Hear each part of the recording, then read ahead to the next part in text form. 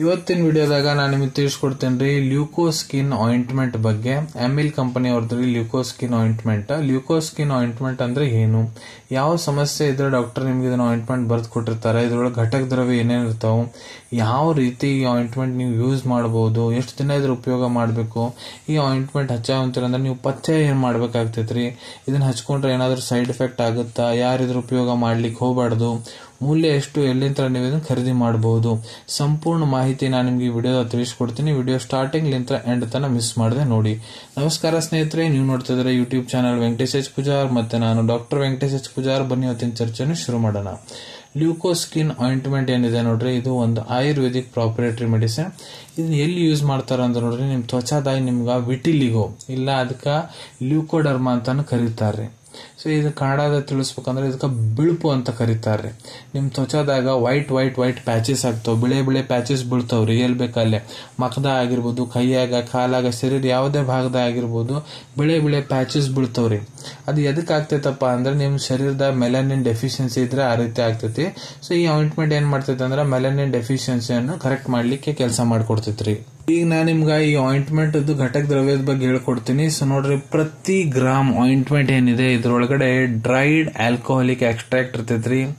Ball ಜಡಿ 42 mg, ಬಾಬ್ಚಿ 7.5 mg, ವಿಷನಾಗ 5.3 mg, ಅರ್ಕ 4.6 mg, ಕೃತಕುಮಾರಿ 2.2 mg. ಮತ್ತು ಇದ್ರೊಳಗಡೆ ಎಣ್ಣೆ ಆಯಿಲ್ ಹಾಕಿರ್ತಾರ್ರಿ. ಚಮೇಲಿ ತೈಲ 4.7 mg, ತಿಲ್ ತೈಲ 373 mg, ಮತ್ತು ಆಶ್ ಭಸ್ಮ ಹಾಕಿರ್ತಾರ್ರಿ. ಬಾಬುಚಿ ಆಶ್ 2.35 mg, ವಿಷನಾಗ ಭಸ್ಮ 2.35 mg, ಮತ್ತು ಆಯಿಂಟ್ಮೆಂಟ್ ಬೇಸ್ ಅವಶ್ಯಕತೆ ಅನುಸಾರ ಹಾಕಿರ್ತಾರ್ರಿ.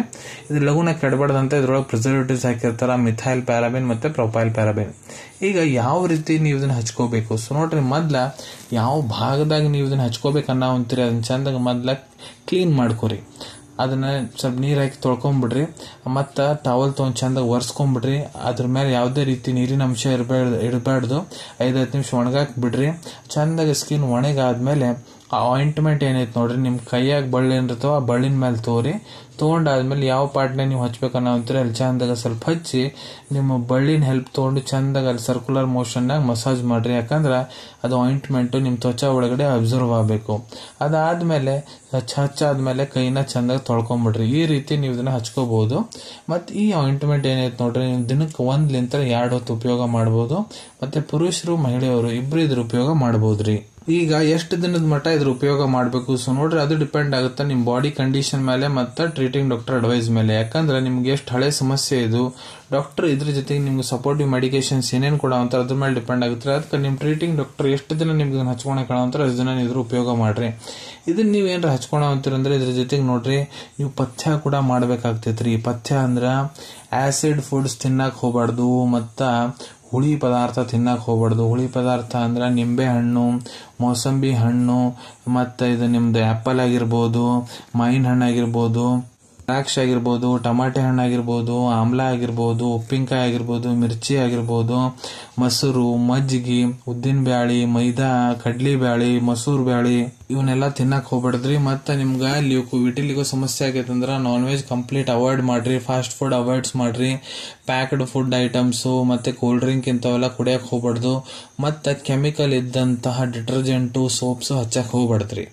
ಈಗ ಇದನ್ನ ಏನ್ರ ಯೂಸ್ ಮಾಡಿದ್ರೆ ನಿಮ್ಗೆ ಸೈಡ್ ಎಫೆಕ್ಟ್ ಆಗುತ್ತಾ? ಸೊ ನೋಡ್ರಿ, ಇದ್ರಲ್ಲಿ ಯಾವುದೇ ರೀತಿ ಸೈಡ್ ಎಫೆಕ್ಟ್ ಆಗಂಗಿಲ್ಲ, ನೋ ಸೈಡ್ ಎಫೆಕ್ಟ್ಸ್.